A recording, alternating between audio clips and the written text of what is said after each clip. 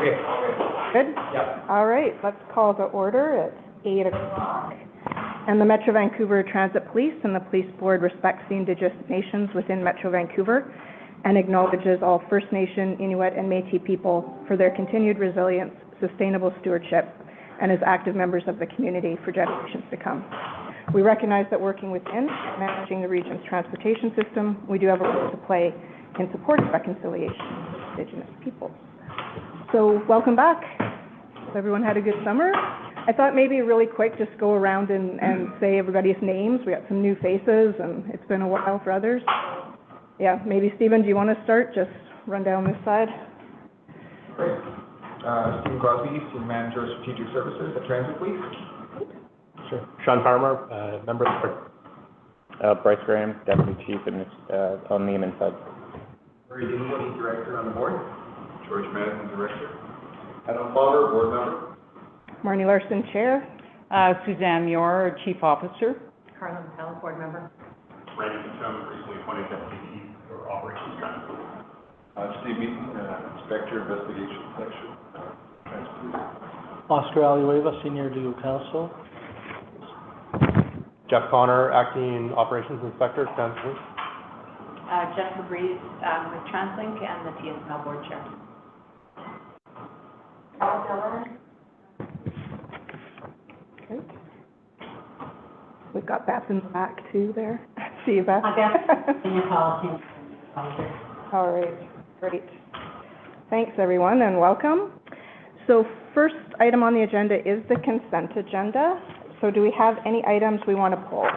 Yep, Murray? Or, sorry, it was George. Sure, and recognizing time constraints today, but E, F, and G. F and G. All right, anybody else want to pull anything from consent? All right, so recommendation is that we approve the consent agenda less E, F, and G. Thank you. Favor? Great. All right, let's talk about E. E is the item for the Q2 financial operating status report that we did at the Finance Committee. And the feeling is at a time, when a lot of public entities are under scrutiny on not necessarily making their budgets and concern about transparency and openness, I think it's important that we recognize the efforts of the senior management here, budget, and also obviously the Finance Committee and the board being on top of things. So I think it'd be useful just to spend a couple minutes highlighting a few things. Bill Chan obviously is not here today, our Finance Committee Chair, but Murray was the Finance Committee Chair before, and I think from the public session, just highlighting a few key things to demonstrate our ability to be able to focus on the important stuff related to financials. Go ahead, Murray. So the Q2 report is in the consent agenda, as noted, and what it projects is that if we're course right now, that by year end we'll be running a slight surplus on our budget of about $535,000. That's principally related to the fact that salaries are going to be under 100% because of higher vacancy gapping, I guess you'd call it, that is accounting for $650,000 of projected savings. Then vehicle costs are slightly under budget as well because of the timing of new vehicles arriving. And then there's a slight saving from material that is also evident. Professional fees are projected to be over budget as a result of a study that's being undertaken in relation to the Operations Communication Center. It's projected to be a $100,000 study, so that's why that's projected as over budget. And slightly over. Premise rent is slightly over the new updates you're putting in and training costs are a little bit higher as a result of projecting to send a few more people to JI. But then we're projected when the budget was first developed. TransLink allocated costs are running favorable to budget as well. My sense is that there isn't a note on this, but I sense that we will stay stable with the budget on the allocated cost to TransLink as well. But I agree with George that what we do is keep a sharp eye on the numbers, and as the senior management team, obviously. Right. And I'm pleased that notwithstanding the fact that there's always bumps in the road, that it looks like we're going to be able to deliver on our budget at year end with a slight positive variance. Great. Great. Any other additional comments? Yeah, no, just like to recognize and thank you for those comments. And, you know, we're very fortunate. We've got a very experienced finance team, and in our manager, Tom Smolik, kind of who has oversight. But in terms of budget, it's sort of that whole organizational philosophy that it is the responsibility and recognition to our leadership team and other leaders in the organization that, again, it's everyone's responsibility. And unforeseen factors come into play, but that said, that, you know, financial prudence and stewardship financially is something that we really prioritize. Any other comments or questions? Let's go to F, the complaint.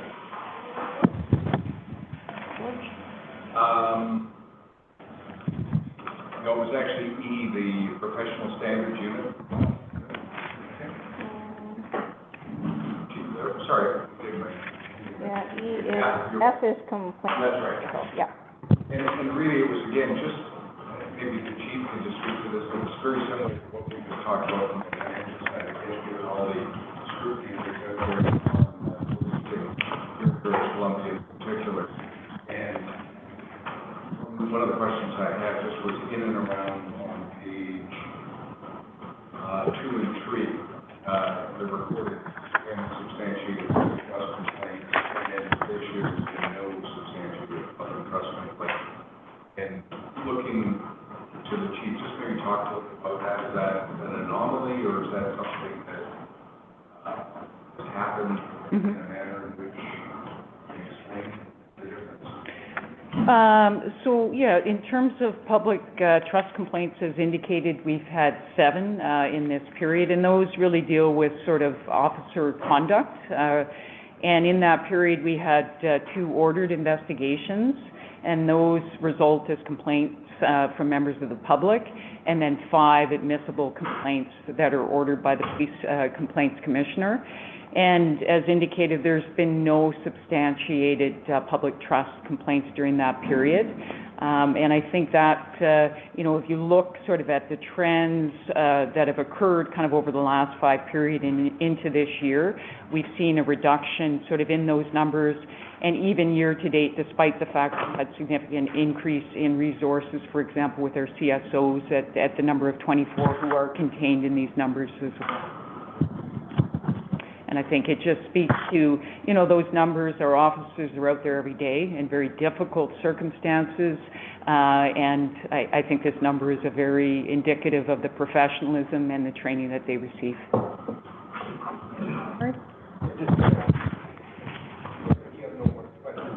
The question I had, talked about professional standards unit, and said we're adding 1 sergeant to the professional standards unit. I was just curious as to the number of people that are part of the PSU, and where that new position fits in the structure. I guess that was what I was curious about. Yeah, so, yep, please go ahead. Hi, Steve Meaton, Inspector Investigation Services. One of the portfolios I have is professional standards unit. So historically, we had a staff sergeant and 3 investigators in the professional standards unit. Approximately about a year and a half ago, there was a restructure, and the changed the staff sergeant position to include all the investigative teams as well as professional standards, because we formerly weren't integrated.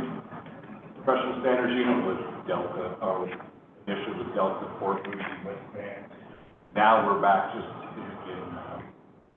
with Transit Police. We recently had a retirement of an acting sergeant in there. That person wasn't replaced, so right now we have an acting staff sergeant, 2 investigators, although investigators who's been assisting us as one of my sergeants from a general investigation unit. What we found, particularly with the onset of the CSO program, we're getting a lot more inquiries, not so much that any complaints are necessarily being substantiated, but since the CSOs, for the ones, a lot of them are younger, they're not full-fledged police officers being challenged. Why are you getting tickets with people inquiries? So, the workload, the CSOs, recent retirements of one of the acting sergeants, and a recent restructure, we're just looking to reset where we should be in terms of amount of investigators required for that section. Ideally, these restart. So the, then there's a staff sergeant that oversees the PSU, and then there's sergeants that are in the investigation? Yes, so we have a staff sergeant who has a similar oversight as myself. They look over professional standards, they also go over our general investigation unit, our criminal intelligence unit, and our crime suppression. That's about the same portfolio I have. And then within the actual just professional standards unit, right now I have two full-time sergeants who do all the work. But due to the file load, last year I had one of my sergeants from a general investigation section predominantly doing professional standards work. So this is basically, just restaffing the structure, isn't actually adding to that. Yeah, so currently we have an on-loan situation, and then we'll be looking at, as we're looking to kind of do a reorg of our chart, to potentially add another permanent sergeant position into that portfolio, just as indicated due to the increased workload requirements and demands. And the sergeant position is necessary in relation to demonstrating sufficient authority to take actions where actions are necessary. In relation to the various complaints. Yeah, the sergeants are often leading and actually doing the investigations. Thank you. Thank you. Any other questions? Go ahead. Okay. Let's go to G then, which is the Metro Vancouver Transit report. Thank you. And again, I recognize the time constraints, but I just wanted to point out the persons in crisis. I know we're going to be talking about mental health issues coming up here shortly. But in particular, page 2 and 3, related to the 35% increase in mental health applications year over year, second, or same period of Q1 and Q2. And maybe there's some context for the chief on that. We know this is the biggest issue we have here from a public safety point of view, general citizen. Yeah. Clearly, the events over the last couple of weeks have even heightened that awareness, and certainly safety on the platforms and the process. And wondering about the interventions. And then the second part is really around the 45 individuals that received the treatment, which I think is a really positive number when you consider the intervention by folks that are part of transit. Okay. So kind of a two-part question. One is just the context, the other one is just... Yeah. No, thank you, both of those questions. So I'll start with sort of the mental health. And so apprehensions on any given year, we sort of average in the range of 200 to 250.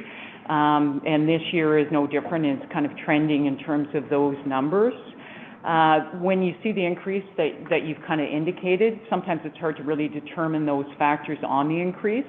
They're a bit subjective, but we certainly believe in part it's due to the training that our members receive, specific to this area and awareness, who people and individuals who may be in a mental health crisis. Secondly, with the CSO program, the 24 officers, we've got, increased sort of presence and eyes on the system, and that could also lend to people being identified, and, police being brought in and ensuring that they get to the proper resources that they require. And secondly, just in regards to the naloxone, so, you know, if you look into this period, the 45 naloxone deployments, and, you know, you think about those situations where people are in medical, you know, distress, and, you know, we have our frontline officers, our CSOs, our volunteers, who have the naloxone, have deployed them in over 45 different, you know, occurrences, and as a result, really, you know, potentially have saved lives, and ensured again that people are getting to proper medical care following those incidents. So, you know, going back to earlier comments, it just, you know, it's very dynamic, and really appreciate the work and our frontline members are doing out there. I think given the fact that so often police are seen as imposing will on individuals, something like this, their help, and they are saving lives. That is part of the job. It's nice to occasionally bring up that more positive side of our situation. Marie, you had a comment? Yeah, thank you. Just maybe more financial perspective on the response, but I remember when naloxone was first introduced as a treatment method for overdoses, the province actually had provided funding to police departments, police services, and stock naloxone kits. And I can't remember, probably 4 years ago, I remember there was a change in that policy where the province said we're not funding them anymore, and basically downloaded the responsibility for police services, including Metro Vancouver Transit Police, to actually buy their own naloxone kits. And I can't remember what the funding was. It wasn't that much in terms of our total budget, but the principle of introducing something and then downloading it, from my perspective, needed a response. And are we now buying our own naloxone kits, or is the province funding the naloxone kits for us? Yeah, so they do fund and they do provide a supply. You know, and I think that question and what you brought forward really speaks to the demand. There was an occurrence where actually we did not have, we had run out of supply and current naloxone kits. So we did purchase additional ones to ensure that, you know, we did have availability, and really pleased to report that we were refunded that budgetary amount by the province. So the province now is continuing to fund naloxone kits for police services? Yes, that's correct, yeah. Thank you.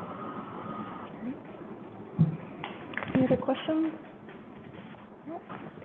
All right, so I need a motion to receive E, F, and the consent agenda. George, second by Murray. All good? All right. All right, public delegations. Is there any public delegations? Okay, thank you.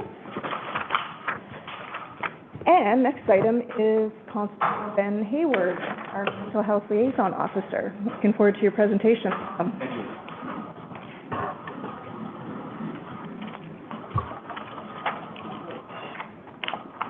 Manning.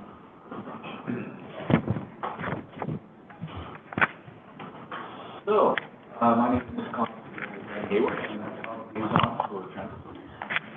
I've been in the role for about a year and a half or so, and prior to that I was a community engagement team member, so I was doing presentations at schools and explaining what we do as policing. So I've been in the mental health section for quite some time, and I love it. I enjoy it. It's a very complicated, complex subject, but I thrive on it. So I'm trying my best to improve this section as much as I can.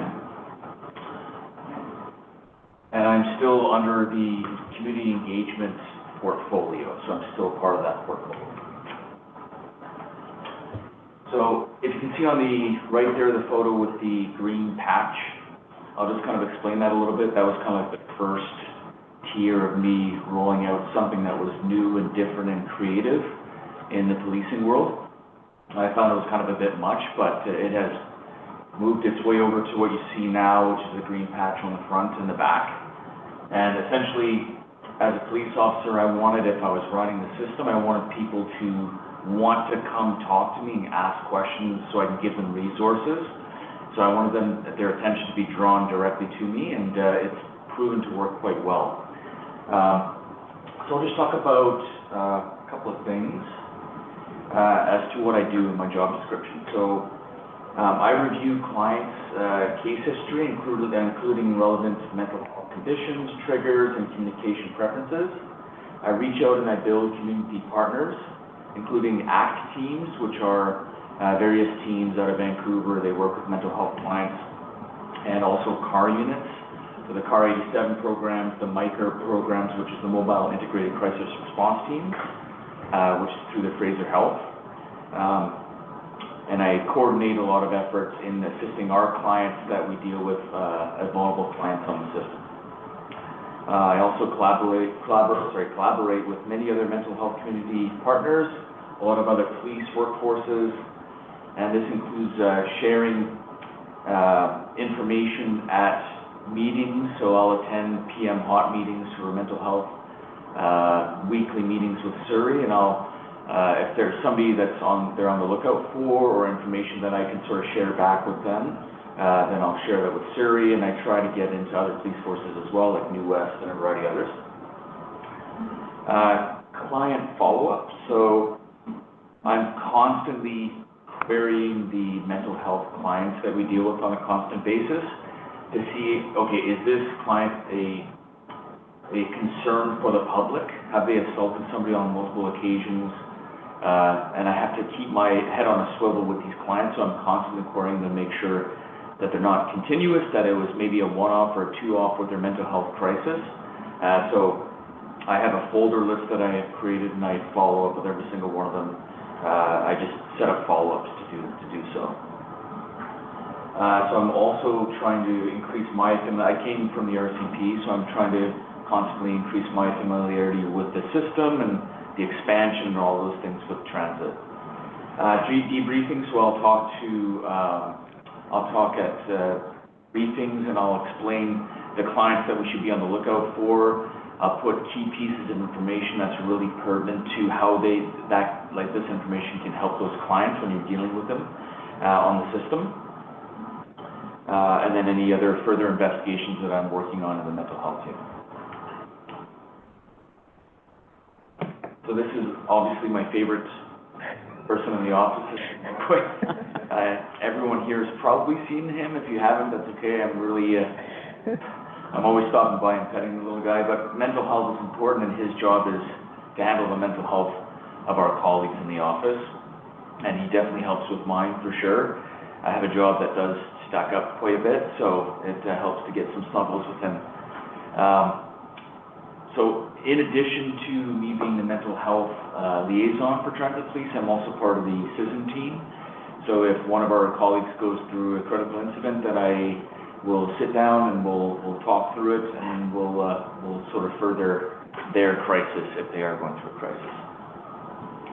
And there's also been incidences where I've assisted with transit employees as well on other internal matters. So I just want to cover that off.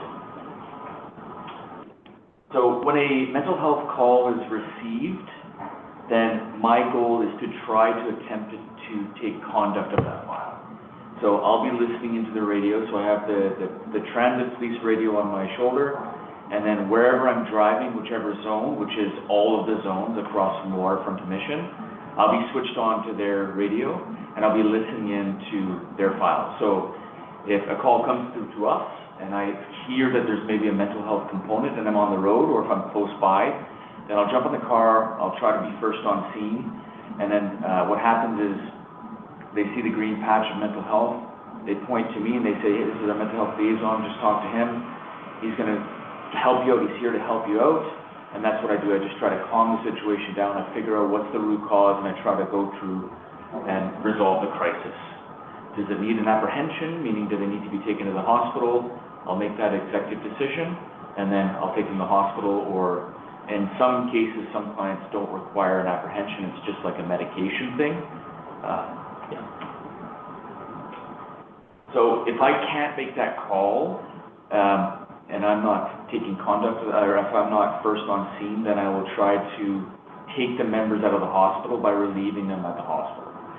So and that's anywhere. So if I'm in New West, I'll drive to Vancouver, so VGH, St. Paul's. I'll replace them so they can firstly write the file, and then I finish off the file, so that I can free them up to do criminal code matters that are important for them to be on the streets for.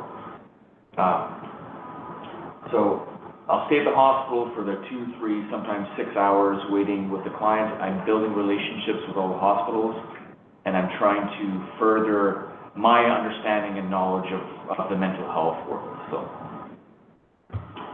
So additionally, I support members if they're on a call. So if I can't make it out there, if I'm on a meeting or if I'm doing admin work at the office, then I'll speak to them on the phone and I'll give them as much information as I have about that client. So a prime example is a client that is always on the system, is always calling police and emergency services. He's making sort of connotations that he's suicidal, but he's not. He's a very manipulative sort of person. So they'll speak to me on the phone, I'll explain who this client is and the best way to sort of proceed. And then if I need to attend, and then I'll attend, and then I'll assess the client when I get there. It's constantly sharing information with all the members. I'm providing guidance, like I said. And so every file that we get has a flag. It's a mental health flag. So if one of our members has a dealing with a client, they put that flag on there, they write their file, and then that flag flows into my workflow, and then every single morning I read through every single file to see if it constitutes follow-up for that client. And if it does, then I will reach out to lots of community partners. We have PACT team, which is out of New West, that supports mental health clients. I'll reach out to CAR 87 programs, to ACT programs, and I'll get as much pertinent information as I can. I'll see if they have mental health teams in place, if anyone's following them. And if they're not, then I'm going to try to sort of coax that. And as we may or may not know, it's voluntary for the most part. So if they don't want mental health services, they're not going to take it. And that goes for things like medication, right? Do they want to take medication? Will they take medication? So it's kind of a revolving door, and it can be a frustration, to be honest. So a lot of coordination with other agencies, as I mentioned. I'm constantly communicating with dispatch. We'll just go to slide 4 here.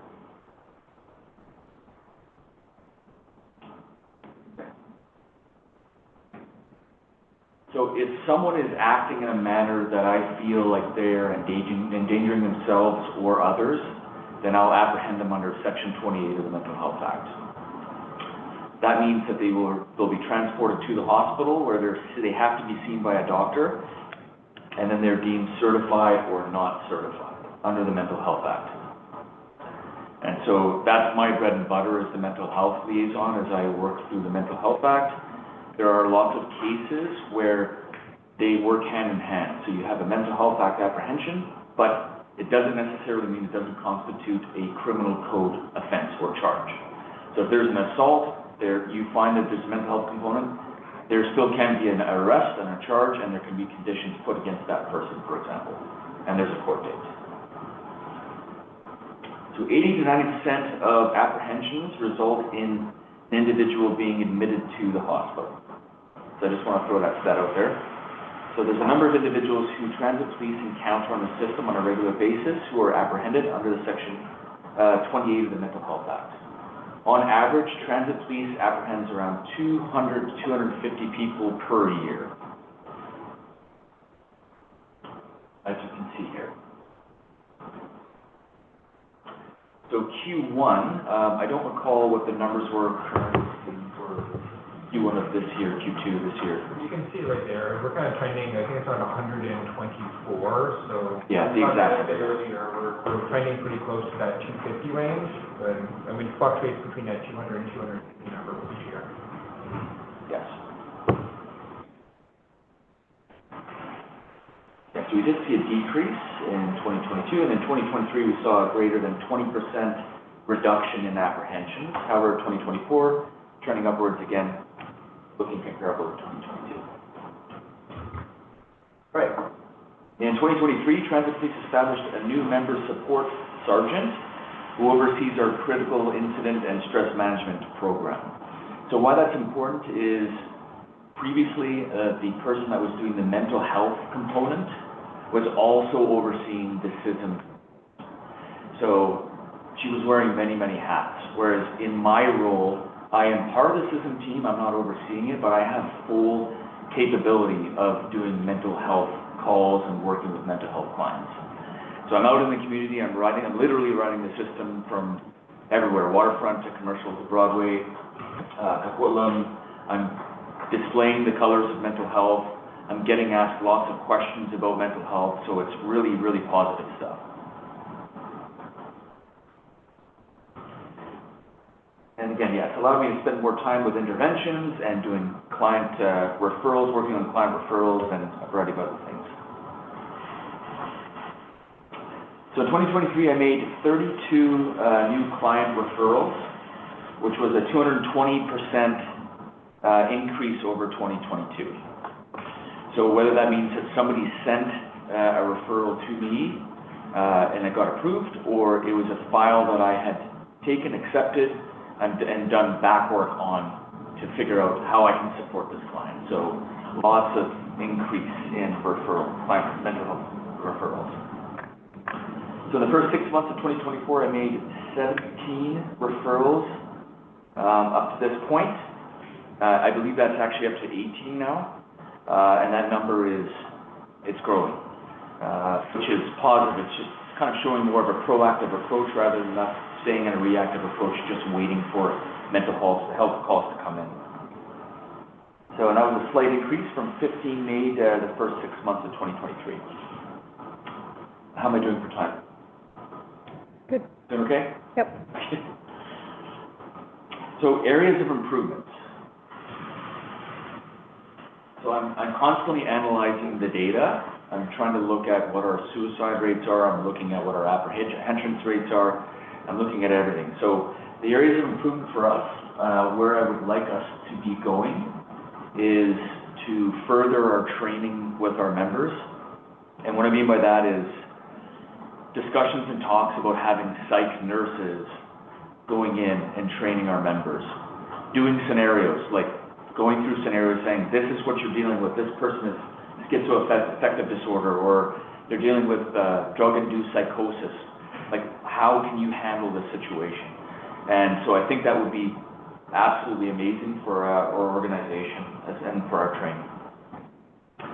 And that's bringing in, like I said, other outside agencies, mental health agencies. Standard operating procedures, I'm definitely wanting to write a lot of those documents. Further education, education is such a large component when it comes to mental health, so that's really huge.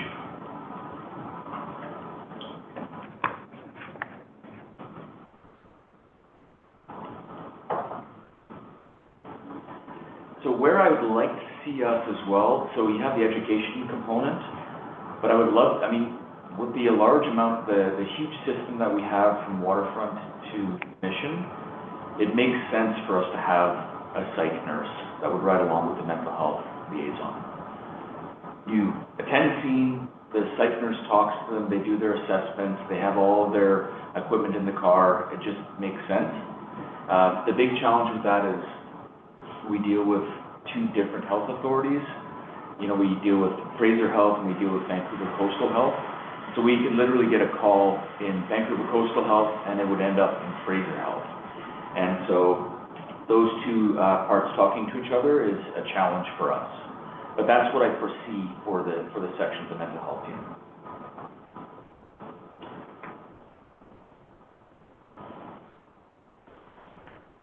Also, just the advancement of technology. There's conversation around using applications, which is the Health IM app, and the Health IM app essentially talks to hospitals. So if you're talking to a client that is going through a crisis, there's a checklist of things that you can ask them when you're on scene with that client.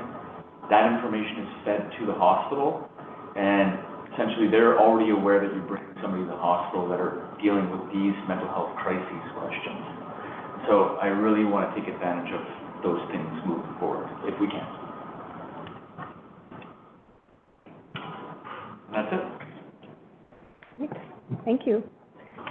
Quick question for you. When you said, you're constantly going through cases and following up, how many are you working through on a regular basis? I would say per week, it's probably around 20 files to 30 files per week.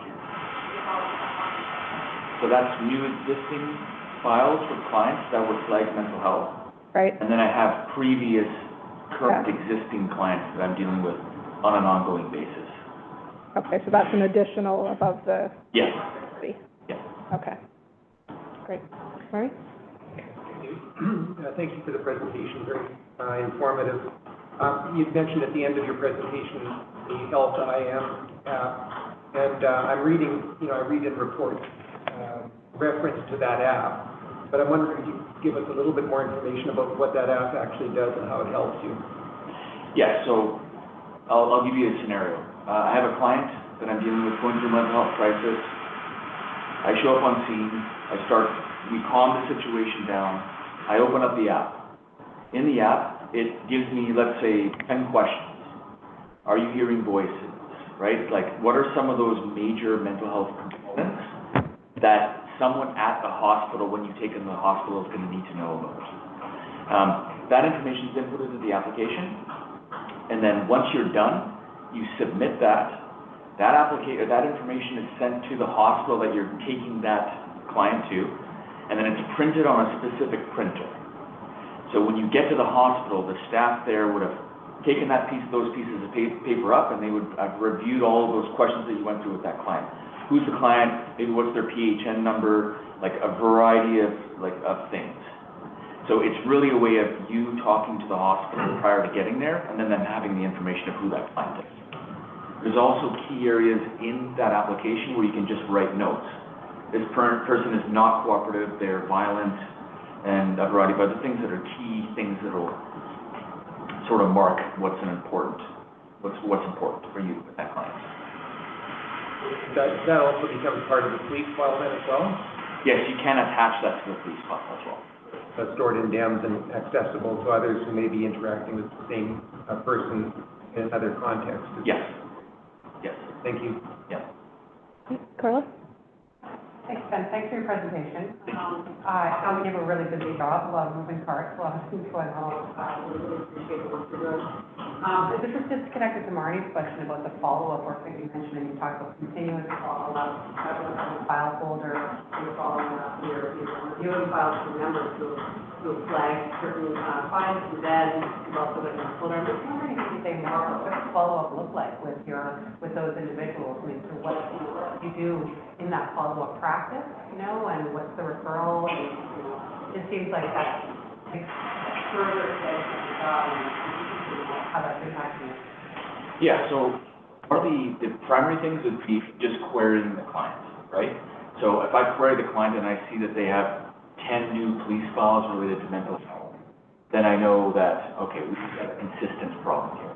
So I'll query them, I'll reference the original file number that I was working on, and then there's other key things too. So what happened since the first file up until this file? So I'll reach out to a community department, let's say CAR 87, or I'll talk to a psych nurse in Fraser Health. I'll get more information. So did they attend the hospital at the last 2 or 3 visits? If they did, what was some of the diagnoses that were given to this client? Has that changed from then until now? Were they not diagnosed before, but finally now they were diagnosed with something? So it really is a way for me to tap in to try and find as much new information as I can.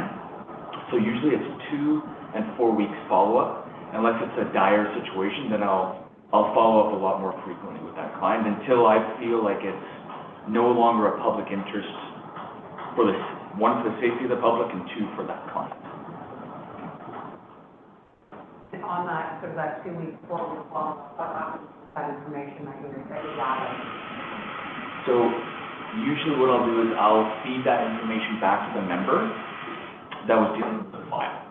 So if it's a transit police file, then I will talk to the member and I'll give that information back to them, because essentially what happens for the member usually is that they'll apprehend, they'll deal with the call, they'll conclude the call once they're either certified or not certified. So there isn't really any proactive steps for them.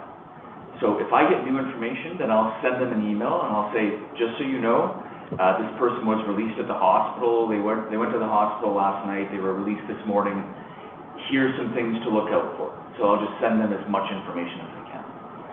And then further to that, if I can get to a briefing in the morning or the afternoons, then I'll try to feed information on the ones that are critical for the system.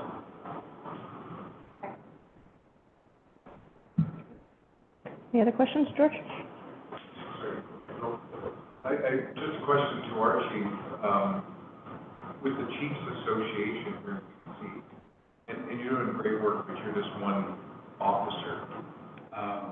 Is there a discussion, an integrated way to have all the departments doing basically the same thing in a more cohesive way with the province? Or, I mean, as opposed to kind of each individual municipal police organization trying different things? Yeah, I think you see, some organizations are more advanced in terms of how they progressed with their different mental health programs, kind of some of the models that Ben's spoken about today. We've really identified it's an area that we need to move forward more on. As indicated, we're a little more complicated, though, because of the complexity of the 22 jurisdictions across 2 different health authorities. That said, there is still that opportunity there. Our operational communication center is another sort of opportunity we're exploring, where we could have a nurse, a mental health professional kind of in the operation communication center. So we're diverting immediately as opposed to having frontline officers deal with situations. And a follow-up on that, because I saw something on Global News the other day, and it was this people with mental health problems in the ACT program and few interactions with police study that's been done by University of Victoria. And if folks haven't seen that, referring to it's in the Times Colonist as well. But it said basically that the Vic PD has 2 active ACT officers, 3rd on maternity leave, who are embedded on 5 teams of psychiatrists, nurses, social workers, people with lived and living experience. And it seems to be pretty effective, but they've got some statistical information and the findings. So something maybe just the board can take a look at. And probably the same thing with Translink. Folks there on the security side, just to be able to see what's going on. And in some manners, feel very fortunate and a welcome to our new deputy, Randy Fincham, with his prior experience, also has significant experience kind of working within a mental health kind of portfolio area. So we look forward to, utilizing some of that knowledge, kind of experience and connections to continue to build on such an essential area. Thanks. Ben, thanks for the presentation. It was really good. Appreciate the work you're doing. You get a lot to take on for one member. I'm glad to hear there's some discussions happening about potentially partnering with mental health professionals. It is a challenge, as Ben mentioned, going between Coastal Health and Fraser Health. I think there are other ways you can do it with other service providers that you can bridge both those authorities, but probably more of a board type discussion. I guess I got 2 questions. One, do you guys track what percentage of your calls, I know you got the 28s, but what percentage of your calls generally have a mental health component? So that's one. And then my second question is for people with serious chronic mental health issues who are a danger to the public, sort of the repeat people that you keep dealing with. What's your sense of that on the transit system, and any barriers or challenges you're finding getting folks like that into longer term treatment so they're not repeatedly coming to the attention of police? Yes, definitely, there is a challenge for that as well. We are tracking that information. I consistently try to obtain that information so that we have a bigger, broader picture. Just because they were apprehended under Section 28 of the Mental Health Act doesn't mean that they're in a mental health. So I'm consistently getting our analyst teams to look at that data, and I'm looking at it for sure. Second, it's a huge challenge, to be honest. You apprehend somebody the next day, they're released the next morning, and you're trying your best to ensure that it's not continuing on the system. That's where I will push for the idea of incorporating a criminal charge with an apprehension. If there's a criminal element and we can put conditions on that person, then we should put conditions on that person, right? It's for their safety and it's for the safety of the public. So I will definitely, I'll physically walk over to the Watchcom's office and I'll say, okay, so what's going on, what's the plan here? And there's been circumstances where myself, I've actually gone and processed charges for things like mischief. They didn't go through, mind you, but it was really to put those conditions on so that they sounds harsh to say, but so that they were not allowed in the system because they were a danger to themselves. The ability for us to prohibit somebody from riding the system is only 24 hours. That's the amount of time that we have. So typically it's 24 hours. You say, okay, you're not on the system for 24 hours. We've got a file. We give the start time, and more often than not, they don't listen. So it's a huge challenge. It is. Just have a follow-up on that. So on the second part that you answered, and I'm glad that you're doing that, you're looking at, laying charges when appropriate. It's just unfortunate in society where we have to use the criminal code to help control the behavior of somebody with severe mental health issues using criminal law, but we do have to do that because that's kind of the way that the system has evolved. But how much success or what kind of barriers are you facing getting the mental health system to get that person on track as opposed to using criminal law to do it? So I am constantly in conversations with psych nurses. I'll physically go there and visit them and talk about clients. I remember an example of one client that was assaulting multiple people in our system. There was 5 or 6 assaults in a row.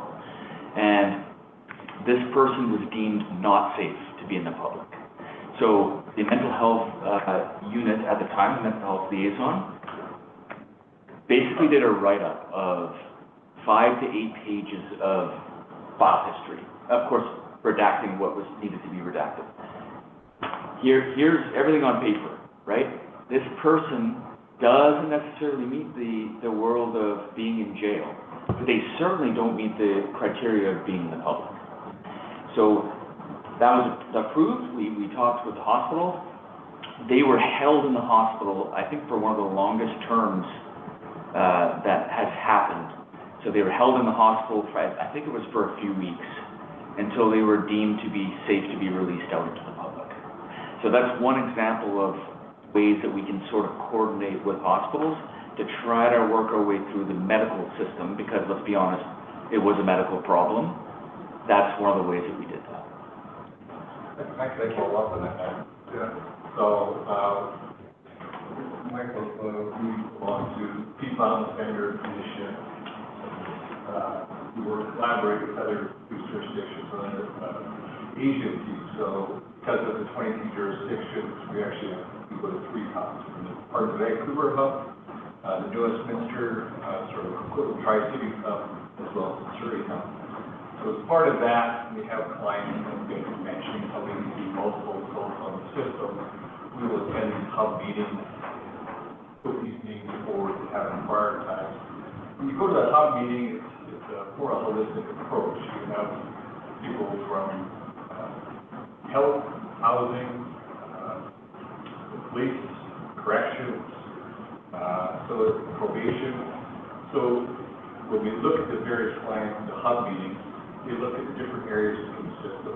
So if we have somebody in housing that they can connect with resources, or they can connect them with forensic outpatients, this type of thing. But I will, to your comment, yeah, it's great at these hubs and we work in a collaborative, holistic approach. However, the resources are not so hub situations where we'll have somebody that's been prioritized, they've been remanded in custody, they're currently in corrections, they're waiting to be released, we're trying to get them treatment.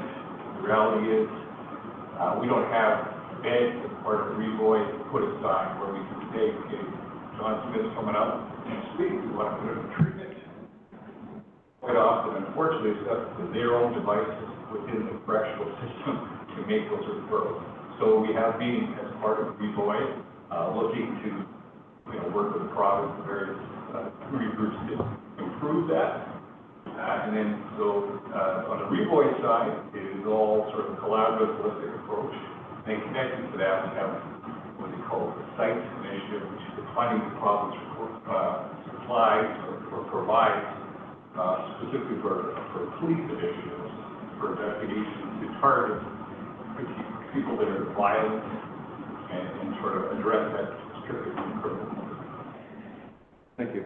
Perhaps just to, truly what we're talking about, it's a public health issue. And, you look at our statistics, Q1, Q2, 2024, 48 of the 124 clients that have been dealt with, 39% had more than one, mental health kind of apprehension since 2018. So, the more we can do the important work, and thank you, Ben, for what you're doing, just exceptional the last 3 years, kind of what you've achieved in that position, and of course, growing and building in that area, as indicated, is a priority for us. Sean? I don't have a question, just wanted to say thank you, Ben, and make comments on the mental health badge. You commented on it, but it really does stick out, and I can imagine you getting a lot of interaction with people in the system just based on that.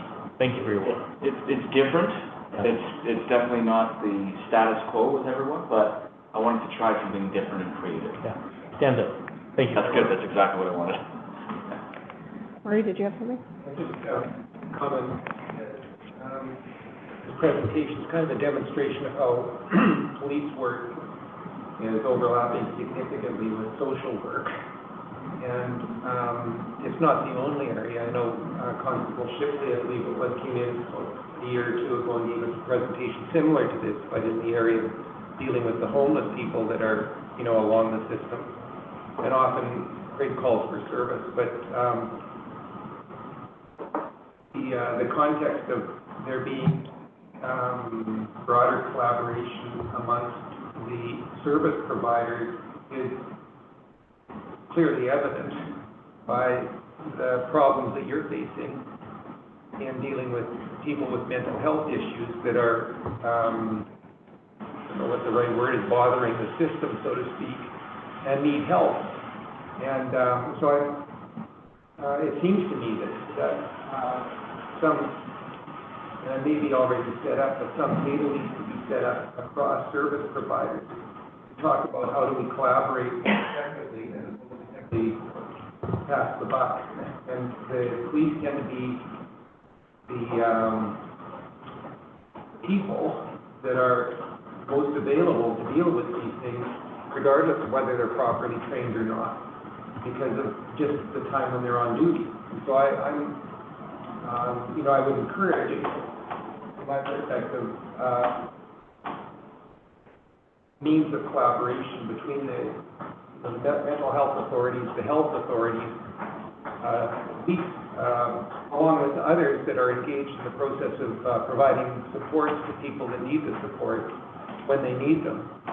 And in the absence of that, it seems to me that it's the revolving door, you can say it that way, but it basically is that, continues, and work is self-propagating, and the solutions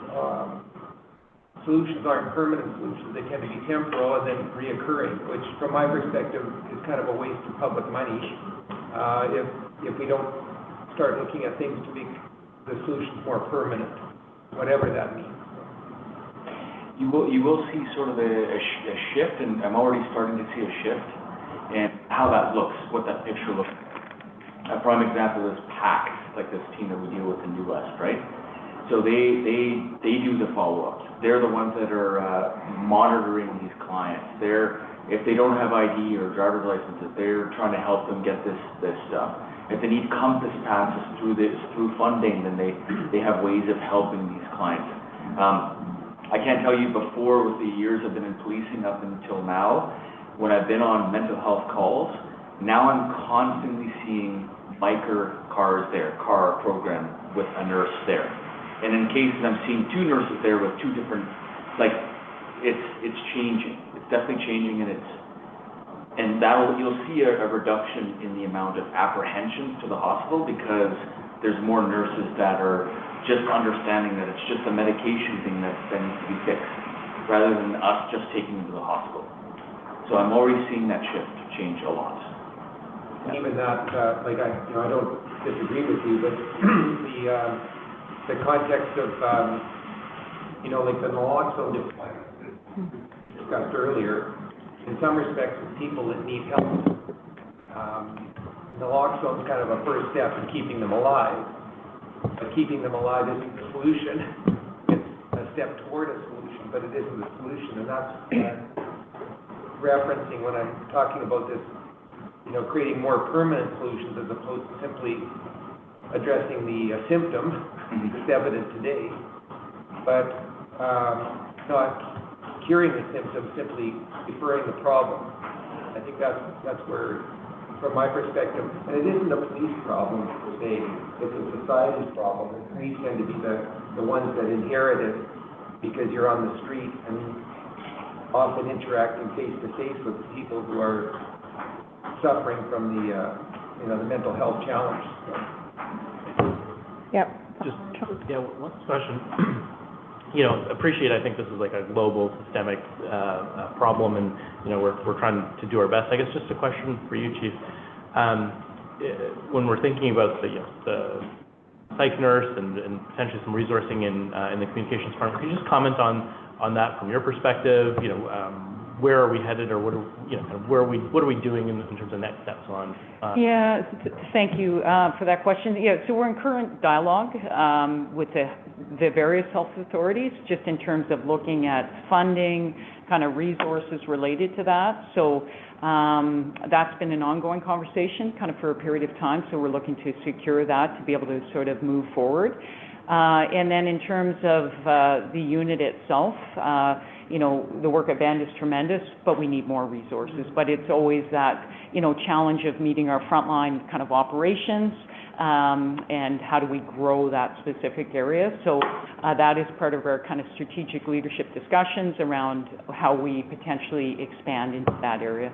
Thank you. Great. Well, thanks very much, Ben. That was excellent. Thank you. Interesting. We could talk hours about the subject. That's a big issue. Yeah. Yeah. Thank you very much. Thank you. All right, next item up is Chief Officer Report.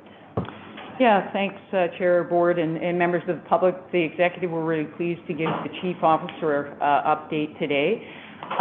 What I'd like to start with is just a sort of a moment of recognition, though. So our current today is the 1-year memorial of Ryan,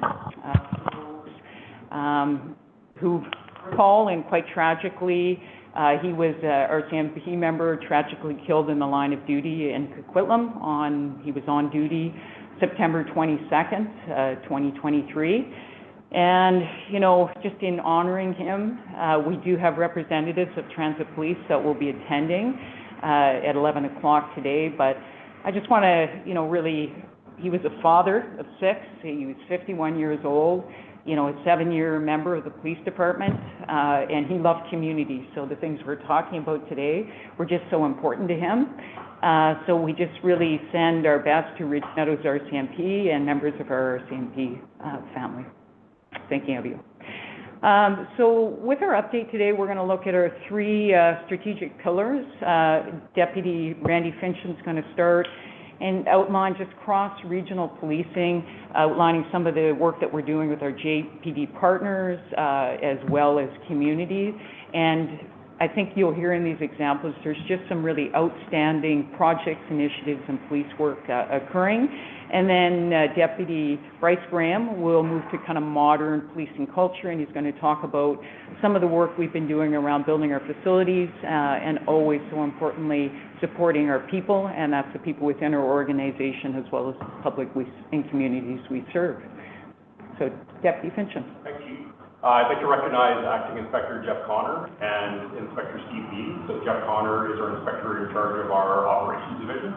So much of what I'm going to be talking about is under Jeff's leadership, and as well as the investigative side with Inspector Steve Beaton, much of the work is under his leadership of the invest side.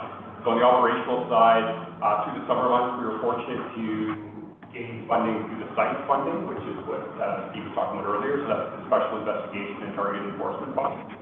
And we were able to use that money to provide uniform members in the downtown core, in and around the Bus SkyTrain stations, and specifically at Denman and Davie Street in Vancouver, where we had a lot of disruption and street disorder surrounding the transit systems. We were able to use that money with very little impact on our financial side and gain funding through the province to support those programs. As well, under Justice throughout the summer, we reinstituted the bicycle program. So that program is running under the Parkway from Surrey to Vancouver, where we had patrols with our members on bicycles. They were able to access areas that aren't really accessible through vehicles easily, and as well having bicycles patrol areas around the SkyTrain stations in the downtown core, which provided targeted enforcement for street disorder and other problems that we're experiencing in those areas. On the investigative side, so our crime suppression team, always very busy, and in the next reporting period we'll have some more updates. We had a recent project that was in the media surrounding a project that was done around Metrotown Hall and the Metrotown SkyTrain area, where the crime suppression team was targeting offenders who were capitalizing on high-priced items from retail establishments. So specifically, this one was Lululemon who was being targeted. These individuals were using threats of violence, intimidation, committing theft, and they were using the transportation system to leave that area with stolen merchandise. So through that project, there was 56 arrests made, there were 20 weapons seized, $5,000 in stolen merchandise, and another $97,000 in stolen Lululemon products, where our crime suppression team works very closely with retailers to track and return that merchandise. They're very successful. As well, the crime suppression team is working with Surrey Police at Guildford Mall and doing a similar project. And in that one, there were 18 arrests made, and then another over $1,000 in merchandise that was returned. It was very successful. Our community engagement team, again, very busy engaging with the community. As a result of the previously board meeting, our members were out there meeting with the Vancouver Junior College in response to information that was brought forward by an attendee to the delegation at that meeting. And our members were out there meeting with the college staff. We managed to coordinate a number of pop-up events on the location and work with security there to provide a safe walk program to get people to and from the college safely, as well as increasing patrols to and from that college from the transit system, acknowledging that people have a right to be safe to and from the transit system as well, and making sure that we have representation in that area. Our K-9 program, so we have a very well-respected K-9 program, as you know. We recently had one of our K-9 sergeant present at a conference where we're providing opportunities to provide advanced training in the lead-up to FIFA, where we're dealing with larger quantities of explosives, where we have experts working in that realm, and as well as our K-9 team taking that information to develop a training program with our transit partners, that are enterprise partners, to provide training through video to Canada Line, SkyTrain, and other partners to make efficient use of the time in identifying suspicious packages and getting the system up and running, obviously recognizing that public safety is the primary concern and making sure that's done effectively. Our community safety officers, so our CSOs, are now sitting around 24, which is our ideal target. Unfortunately for our program, our CSOs have been very effective, and they are now being picked up as our regular members, as well as other agencies are looking at them due to their proven performance, their advanced training, their experiences, which has been very effective. And we're happy to report that our CSOs are actually to the point now where they're providing their own field training. So they're now in a train-the-trainer program, where our CSOs can train other officers to come on board, coach, mentor, develop, and provide training for them. And we're providing a direct advanced training for our CSOs into the end of 2024 and 2025 to keep their training standards going. Our OTC, we're continuing to recruit, so it is a very challenging environment for recruiting all factions of policing. I believe everybody in the room is aware that policing across the board is growing, and we're all competing for resources. So we're continuing to recruit the OTC and staff, call taker and dispatcher positions, so that will continue in that regard. Our target mobile enforcement team, very busy, so they've recently run a project where they were focusing on bus lanes. And if anybody's sat in the car watching cars zoom up past them in the bus lane, a lot of community complaints in regards to that. That came out with us, they're focusing on those bus routes. They issued, over a 4-day period, they issued 344 violation tickets. We actually received public support for issuing those tickets, presumably from the people who were sitting in the right lane, not riding in the left lane, so they were very effective in that regard. And as well, we're excited to launch our automated license plate reader, which is going to provide us the opportunity to look for stolen vehicles, unlicensed vehicles in and around the transit system. So looking at like Scott Road and having the ability to do more effective and efficient our time by patrolling parking lots and have this technology read those plates for us and identify vehicles of concern. That's my pitch. Thank you. Over to Deputy Graham. Yeah, most everything you have is in the report. Mindful of time, I'm just going to hit a couple of kind of highlights. So I'll start with the Richmond building, which is currently out for tender. We expect tender to wrap up at the end of this month. If everything goes to fruition, we'll be starting construction in October, late October, early November, with the goal date of having that building finished in May. So touching a lot of parts of that building, getting it ready kind of for the future and for employees, redoing locker room, training rooms, office space, updating with some technology. September class started with the JI. With that, we had 4 students, so 4 brand new officers, one of which came from our CSO program, which came from other professions. We also hired 3 experienced officers, so an addition of 7 new officers this month, which will help us out there. We just finished our first aid recertified training for the department, and as well as we continue to kind of look at and build our supervisors and their skills, we'll be working with the Dale Garnicki group, and we're looking at doing some customized training specifically around supervising and leading across multiple generations. So kind of looking to continue to develop our leaders within the organization. And I'll just probably end with, we're looking at a promotion series this fall. It will see kind of the end of our corporal program. We did work very collaboratively with people within inside the organization on a promotional committee to make this change. We worked with our union, worked with specific people at every level to kind of develop our new process and where we're going to go going forward. So that's been finalized, and we're looking forward to our promotional series working its way out. Thank you. Any other items from you? Good. Great. Any questions from the board? All right. Okay, Sorry, no questions, just a comment. I just want to say on the CSOs, that's grade 24, that was fantastic. I just ran into a group of them. I was just off duty in my blue jeans, just walking around, and ran into 4 of them, and had a really good conversation with them. Don't worry, I wasn't trying to repeat. I've spoken to them. They share positive. You know, bright, engaged young people that are really excited about working with the transit police, and I think every single one of them was interested in becoming a regular member with transit police. So it's a good way to develop people, and I know that that's happening already. They're continuing on at the academy, but really impressive people that are great job. Like, I remember we were talking about this years ago, and now getting it to the point where it's actually operational. They've got 2 dozen. I think from the board perspective, it's exciting to see as well. Absolutely.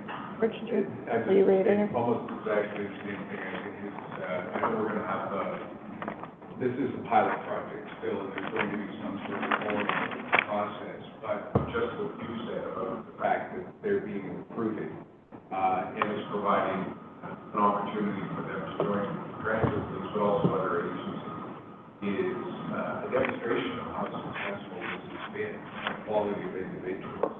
And I think that's great. In the future, is that modern policing that we need to look at to be able to have additional individuals that are part of the organization that aren't necessarily the sworn member side, and still provide the type of things that everybody wants in terms of security and safety on the system. So very positive so far. Yeah, great. Yep, Murray? Just building on what Adam said, at the CATG conference that was at in Halifax, one of the things that was referenced was the criteria for considering people and police officers. And one of the criteria that was referenced was this issue of having that life experience. Right. The context was saying that sometimes we discount people as being credible candidates because they don't have life experience. But how do you get life experience?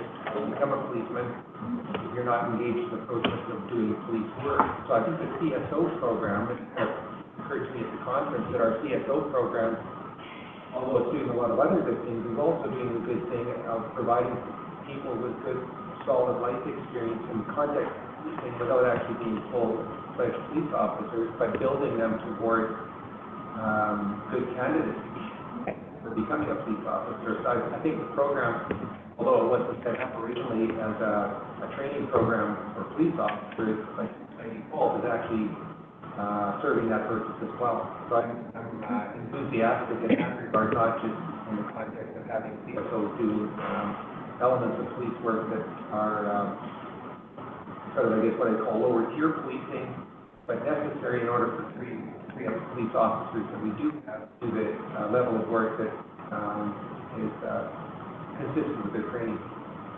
Yeah. Sure, Carla? Yeah, just a quick question. Just on the comments that Randy made about the campaign and trends, and I saw multiple comments in the compliment section from members of the public thanking that campaign.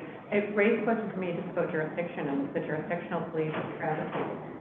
How does that work? What's the, we have our campaign in terms of enforcement, but it was earlier that's being enforced. How do you work with departments? We do work with our GPD partners on a regular basis. A lot of the work that we're doing specific to those transit routes or the bus lanes that are sort of within our transit system to maintain, to conduct enforcement, to maintain a smooth flow of traffic.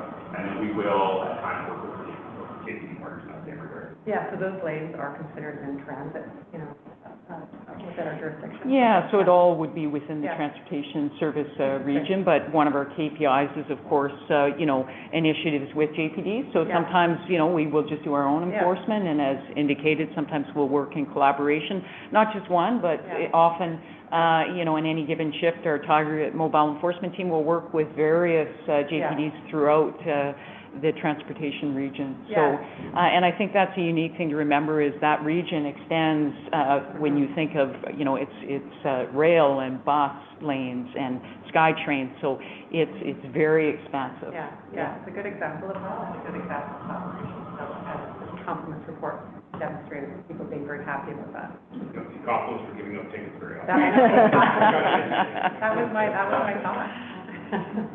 Great. Any other comments? Great. Thanks very much for the report. All right, next up is the service complaint update, 2023-25128. Is that over to you, Oscar? Yes. Okay. You have a report there, which is a summary of complaint and the process that followed. As you know, we've kept the board apprised since the complaint was first received, and the report summarizes the process in dealing with the complaint and also in resolving the complaint, which we were able to do this summer. We had a meeting with the complainant in May and had an opportunity to discuss the complainant's issues and concerns, and that led to some communication where the complainant really was focused on communication that is on our website primarily, that communicates our jurisdiction. And I do appreciate that the complainant had sort of focused on that information because, and this sort of goes to some of the things we've been talking about. The public isn't always able to determine what we do and where we do it.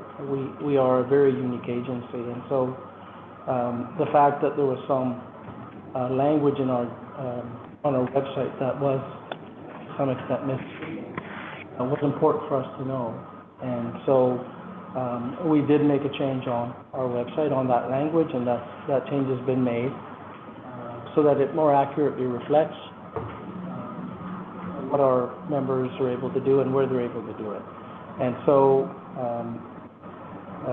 at the end of sort of the process, the complainant was quite satisfied that we had addressed their concerns. There's one outstanding item, which is that we will be sending the complainant a copy of a policy that we're currently reviewing, which sets out our jurisdiction. And the reason that hasn't been completed is we're still working through that process due to the changes to the act and some of the changes to the legislation and so on.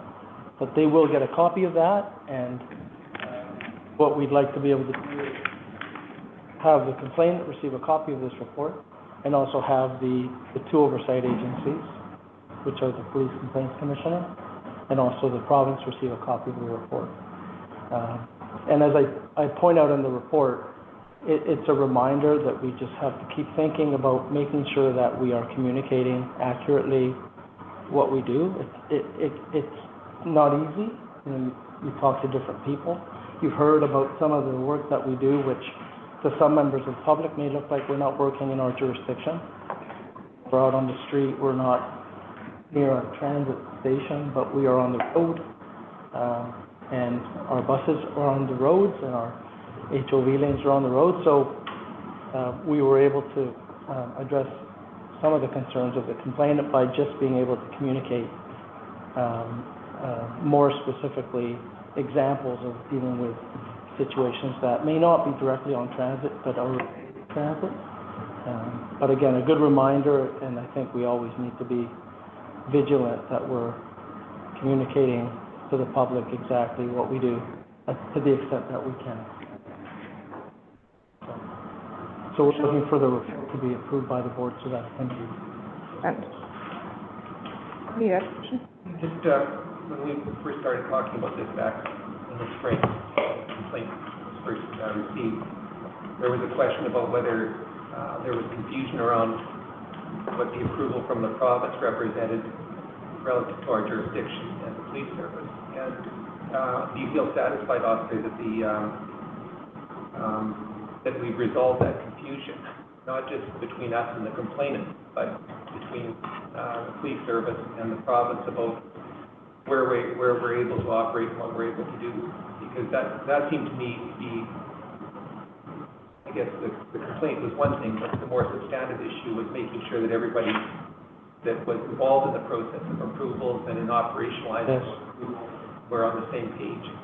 And we're working through that with the province at the moment. We are dealing with them on, and again, part of it is the act, changes to the act, and some of the opportunities and the changes to the act to create regulations that address that more specifically. And so we are working with the province on that. I think we're in a good place in terms of that. The fact of the matter is that for the length of time that we've been in existence, there's been some ambiguity given the different aspects of our application, the regulation, our appointment language, and all those things have always pointed in the direction of what our authority, we believe our authority to be. And I think this opportunity now with the changes to the act and the regulation that they're going to be bringing in will give us a chance to be more specific about those so that we're not dealing with ambiguities. So I am satisfied. I know Suzanne has been working with the province, and I think we're in a good place at the moment. I guess the comment that I have is that when I read the Indalma report, I think it was the Indalma report, it said, transit police service, we're a police service that polices the transit system. And I think there's a really important distinction between how you say who we are. Correct. And I guess, and I don't mean this to be part of this discussion, but I'm wondering whether this issue of jurisdiction goes beyond Metro Vancouver Transit Police to the jurisdictional police departments, and in fact, all the police departments that operate within the province. So that if there is confusion with us, there may be confusion with others as well, as we clarify. Question of, being trained as a policeman, and the fact that transfers occur regularly between transit police and other jurisdictional police departments tells me that everyone's trained to do the job, wherever it might be required. And that's where I guess I'm concerned sometimes when we're confined by terminology that may not be really relevant in the context of application. I guess that's the way we put it. You know, we find something going wrong somewhere that where we are, the fact that we have trained people to address the issue, in some respects, it's kind of short-sighted to say, no, you can't address that. So that, no response required, but that's my thought around just how policing should function as an industry within the province. Adam?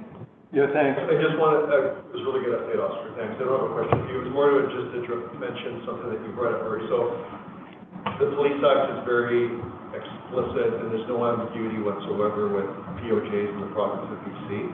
And every municipal police department in BC has jurisdiction throughout the entire province, and it's set in the law.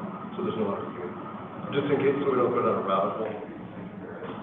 And I guess that's where the question of whether the Metro Vancouver Transit Police can be seen as a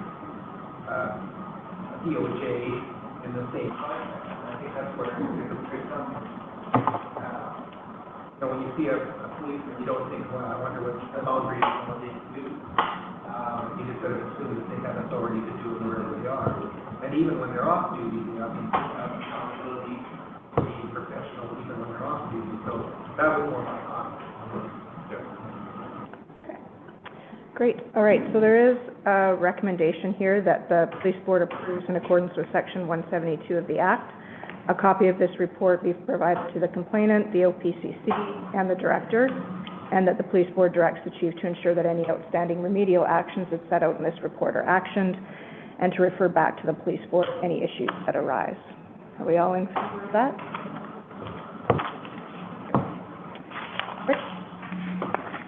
On to the next item, strategic plan update.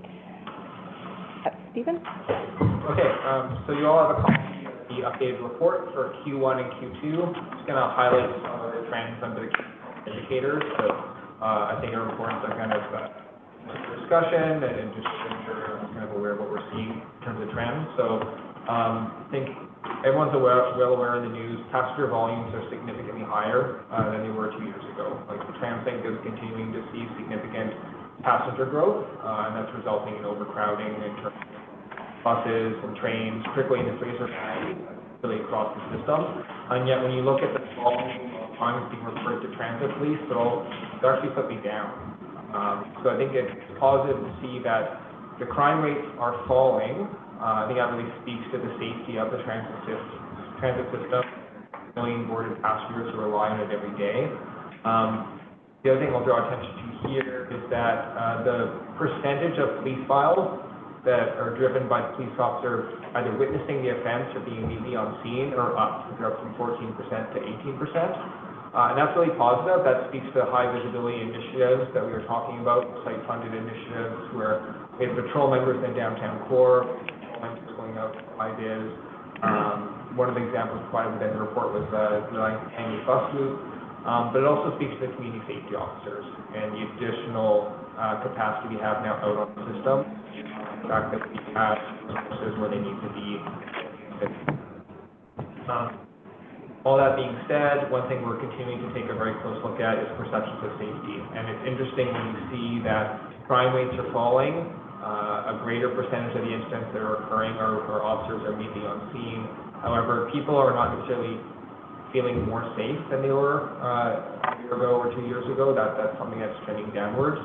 We're talking consistently with Transit Research and Insights about this, and I'll actually start to embed some of their own tables and graphs in future reports. I'm working with them to get the data directly from them at an earlier time period, to get a little bit more insights and dialogue from their perspective in terms of what they're seeing. I think it is important to take into account, though, that that's just one component of their survey. They're also seeing passengers obviously increasingly frustrated with the just how loaded the buses are, how loaded the SkyTrains are. So it's hard to kind of separate the safety KPI from all the other KPIs where people's perceptions of overall customer experience are being impacted just by how full the transit vehicles they're riding are becoming. And that really speaks to the fact that we need more transparency in the region. We will get more insights in Q4 of this year, and that's because we're going to be doing our customer satisfaction survey. We've been working extensively with Transit helping that, and that really is gonna hone in, impact on perceptions of safety, as well as perceptions of our police service. So there will be more to come on that. I was gonna talk a little bit more about the mental health component, but I think we've captured that well, given the presentation we just had Ben Hayward. But just to draw a reference once again to the fact that we are still in range this year, number of, we're trending towards that higher end of the 250 this year, but it is consistent with what we've seen over our long-term trends. And it's positive to see the referrals are continuing to trend up slightly. The referrals he's making, they've nearly tripled in the past 2 years, given that the CISM portfolio has been taken away, and he's focusing exclusively on the mental health referrals. But it does speak to the need for more capacity, and that's the discussion we're having. When you look at our community events, they are down 31% last year. However, I'll point out, with reference to this KPI, trending to be the second busiest year for community events ever. Last year, we were extremely high. Pretty much any event that any police officers, K-9 officers, executive team were invited to, we were trying to get out in the community as much as possible, because we'd had that long gap during COVID where we weren't out in the community. And so we were really trying to reestablish those relationships. Now, our neighborhood police officers are spending more time with them, hours out on trains, on buses, at stations, and we're spending a lot more time with that. And we're prioritizing the events we're invited to in order to reach high volumes of people, or to reach certain demographics like students, for instance, where we know we want to convey that transit safety information. The last stats I'll point out here just have to do with employee turnover. So the turnover rate for SOAR is down in Q1 and Q2 of this year. That's positive, but I will caveat that. I think, as we're well aware, it will see an uptick in Q3, so we haven't seen the complete picture for this year. I think you will see that number start to kind of head upwards again, but certainly positive to see a decline in turnover for the first 6 months of 2024. Civilian actual to authorized strength, you'll see that's a little bit lower. That takes into account we had a number of new positions approved this year, and so we're taking time to obviously fill those positions with the right people.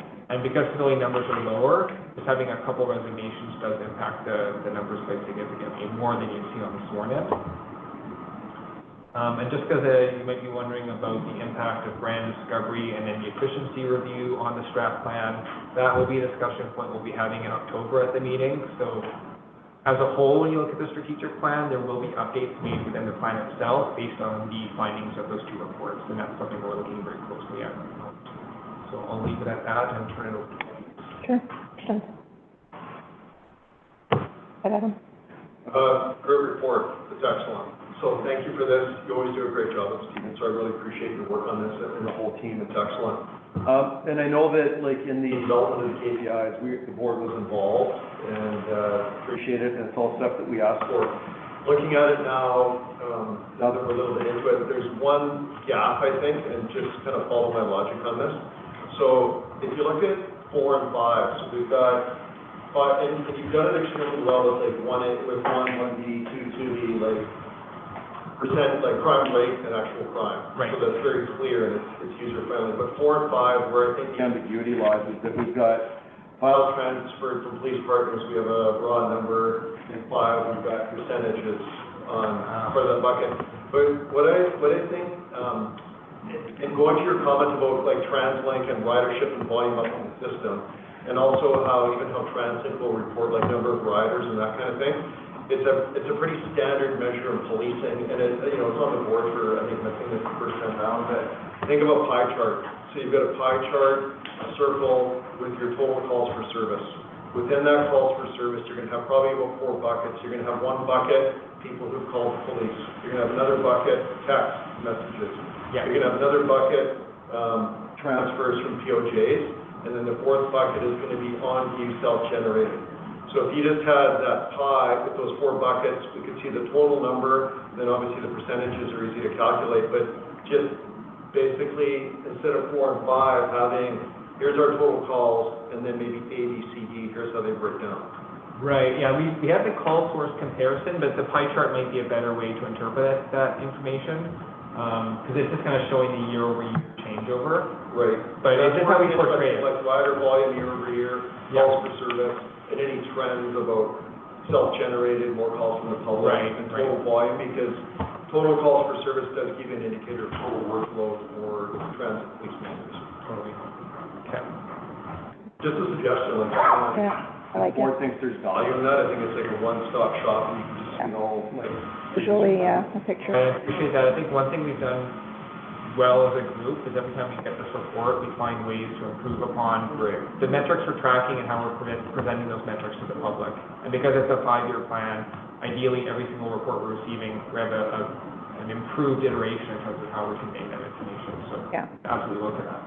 No, that's great. George, you have a question? A couple of things. One is the October meeting that we're going to have, which is the strategy. I think there'll probably be a discussion around a refresh for the strategy going forward. So I think that ties into some of how we can tweak some of this now that we've seen how this has been done. Maybe take out some of the stuff. Maybe add a few new things to it as well. So I think by October we'll deal with that. With regards to the 1% drop on the safety, the feeling of safety, I think it was that you talked about. 1% is kind of a statistical nothing. Also, I'm surprised it's that small, just given everything that's out there over the past number of months. I don't think people necessarily always differentiate between safety and security on transit, even though they might be asked that question. It's all in and around what's happening in the community. So that's another thing. So I think that's also actually a positive, the way that the transit police has been able to create a presence and ensure that people do feel safe. One of the things I wanted to ask about was page 27 and 28 of the Safety in the Transit campaign. Bus horizontal, we had 5,000 last year. I forget how many Sky Green posters. Is that still happening now? It is. It is? Yeah, those ads are still up. So Okay. if you walk up to any bus stop, the ads are still up underneath the timetables. Yeah. Obviously, all the permanent deckling is still on all the windows. That's just part of the permanent bus deckling now. But the horizontal ads are still up. In fact, a couple of weeks ago, my daughter was introduced to Shiraz Hanif, and then she was on the bus the next day and she saw Shiraz up on the overhead panel looking down at her. And I was like, I just met this guy. So they are absolutely still up on all. Yeah, I think we need to thank TransLink for their continued support. I mean, obviously, it's their riders too, but it's that ongoing information, and people can look up and, as you say, see it. And I still wonder why there isn't an easier way to text, why people need to text the number when it can't be like a star or something or other to do it. I mean, there must be, talking about modern way of doing it. You know, I couldn't tell you again what the number is, but I know it's 777. Anyway, a good report, but I hope that we'll have a chance maybe to delve into a bit more in the refresh that we'll be talking about in October. Sure. We've got a sticker for you, the number. 877777. I ordered pizza, I hit the wrong number.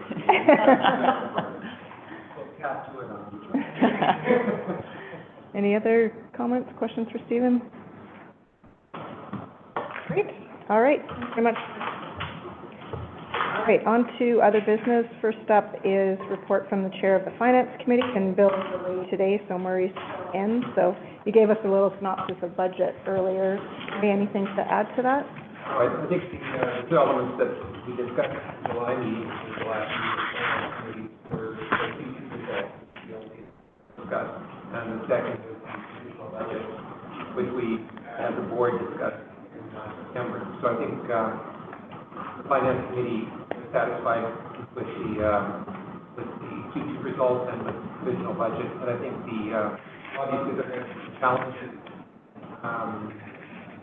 as the provisional budget proceeds through TSNL to the TransLink board because of the problems that TransLink's facing with this fiscal gap that needs to be addressed by 2026. So my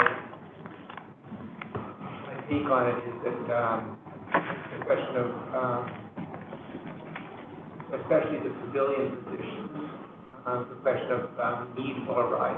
And I think the process that TransLink is following is one of approving budgets where there's a demonstrated need for position, beyond simply enhancing the operation, so to speak. And I think that's why it's likely that and civilian positions, the constable positions are related to the Broadway extension, subject to construction being finished. But the civilian positions can be deferred, although it will have operational impacts within the Metro Vancouver Transit Fleet. But I'm only sharing that to say that the reality of the physical constraints that TransLink is facing is real, and there's likely going to be some pretty hard questions around why we're asking for as many as we're asking. I think Chief Muir would probably agree with what I'm saying as well. Okay. Questions from the board? Okay, great. Thank you very much, Marie. And then report from Chair of Governance, which is George. Again, very briefly, just given time, the minutes are there in the package. We do have the reconciliation piece on every time that we meet, and that's tied in actually to the National Day of Reconciliation that's coming up. So it's front and center, we as a board, and as a committee, and obviously as an agency. The commitment to the ongoing community engagement piece that Stephen talked about, meeting in the community and so on, is always something that we try to focus on. And then the Police Act changes, probably that will be something that will happen more after the October outcome of the election, and some things that will come from that. But we all know all police agencies will be having discussions. We look forward to getting reports back from our chief in that regard. Any questions for George? Oh, good. Thanks, George. And then we have the CAPG annual conference. Director Dinwiddie attended, so he was going to provide a little report on what happened at the conference. Go ahead, Nick. Good morning. Yes, so I attended the CAPG conference between August 8th and August 11th in Halifax. It was held at the Westin Nova Scotian Hotel. There were between 250 and 300 delegates in attendance, and it was a mix of board members, senior executive from police services, and academia from universities across Canada that are involved in various ways in the process of studying and providing reports about how police can be different, better, and often the context is recognizing that there are programs going on across Canada that aren't necessarily applied everywhere, but are prototypes of what could be applied more broadly. So there were 13 sessions at the conference, everything from shaping police culture to dealing with homelessness to emergencies and mass evacuations. And one of the more significant ones to me was a session titled "To Swerve and Neglect." And I thought that it was an interesting presentation because the professor who was presenting said that there's a real issue amongst sworn members now, but there being so many cameras that are so accurate and can depict situations so clearly, and the question of whether they're doing their jobs well or not is often a matter of opinion based on still shots that come from these videos that are taken. And they said that there's a correlation between the age or the tenure of the member and their propensity to do their jobs well or avoid doing some elements of their jobs because of concerns around just the public perception of how well they're doing. But it's something that I think needs to be addressed in the context of not just training, but reinforcing the fact that sometimes what we do isn't popular, but it's necessary. And that there needs to be a cultural mindset that we do what we do in spite of the fact that sometimes we're criticized for what we're doing unfairly. Sometimes fairly, but most of the time unfairly, based on public perception of still shots that are taken without the context of that still shot being provided. So I think that's an area that, from my perspective, seems to need a lot of attention. And the professor that presented it said that he had done a study of police services across Canada, and there weren't significant differences across police services, whether it's East Coast, West Coast, or this country. Everybody was experiencing the same thing. And the question that was asked is something to the effect is, don't ask if there's a problem. Ask where it's most likely that a complaint would be received from your department about the issue of police service being provided properly. And I thought that was a good approach, because if you ask if, the question is to say no. If you ask where, the question is to answer it more objectively, where it's likely that we would receive concerns about policing being questioned. And I think the context needs to be more broadly based than just within police services. There needs to be a more broadly based plan, from my perspective, around how do we communicate with the public, the broader public, for whom we're providing safety and security services, that we build a broader understanding that police do their job, and often are criticized for doing their job, but are doing it on behalf of the public, who value the safety they experience as a result of there being police services around that undertake these, activities that are prone to being criticized, but are necessary in order for the communities to remain in a safe circumstance like we enjoy. So that was one of the ones. There's actually a national framework for police governance training being developed as well, which I was encouraged about. So the province of BC has undertaken to develop a training course that I think most of the directors on our board have taken. But with the new amendments to the Police Act, that training program will need to be updated to reflect the changes to the Police Act and those that are proposed. But there's a professor out of, I forget which university it was, I think it was McMaster, who's doing a study across Canada looking at the various jurisdictions that have different police acts that they're not all exactly aligned with each other, but the intention is to develop a training program on a province-by-province basis to help train directors to be more effective in their roles as directors, and for boards to be more effective in the context of what boards should be doing and what boards shouldn't be doing. So I thought that was a good session. And then the last session actually was on Edmonton and Moncton, talking about programs that put in place to deal with on-house people. They don't call them homeless, they call them on-house. But they said that it's an interesting circumstance because we often correlate homelessness and people not being housed with mental health issues and addictions. But they said, in fact, what they find, especially in Edmonton and Moncton, and probably prevalent here even in Vancouver, is that it's more financial issues that are in play than mental health and addiction issues. People just are out of work and can't afford to house themselves. And that often gangs come in then and take advantage of people that are on the streets. So they start charging for things like access to water fountains or tolls for crossing bridges, informal tolls where you can't cross a bridge without paying a gang member money at one end or the other. So it's those kinds of issues. And they said as soon as the police started taking more proactive action around guarding and addressing the on-house issues, the gangs disappeared and the on-house started feeling more safe on the street and sharing their circumstances with the authorities that were engaged, including the police. So I thought that was a good session because my personal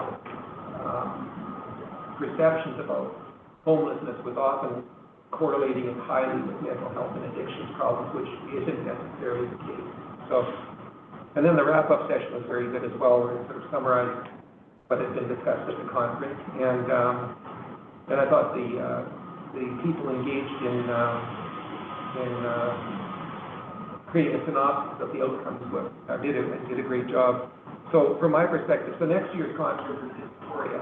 And I think, given that it's so close by, that it would be healthy for as many members of the board and senior management team and others to attend the conference, because not every session is always fully packed with, educational stuff, but there's enough of that within the context of the conference to justify attendance, in my opinion. So I would encourage that, especially next year, that there be more attendance. And the other element I think that would be helpful is if the Metro Vancouver Transit Police,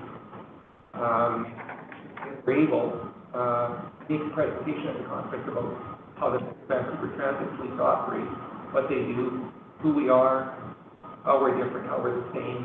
And that, I think, would be a good, it would provide good food for thought for police services in Canada and police force for that matter. The final thing I'll say is that I think the number that was shared, and this is kind of alarming, but I think the number that was shared is there's $19 billion spent in Canada annually on police services. And of that number, 500,000 is spent on police governance. So 19 billion on service delivery and 500,000 on governance. Sort of alarming starkness between the two numbers, recognizing that governance is so fundamental to effective service delivery. So I'll leave it at that. Great, thanks for that update. Any questions for Murray? It's good that it's a little closer to home next year, that'll help, yeah. All right. I should Adam was at the conference, Ann was at the conference as well, and so I would be happy to hear if they have anything more to add. You've covered it well. All right, so that concludes the agenda. So our next meeting is, the regular meeting is scheduled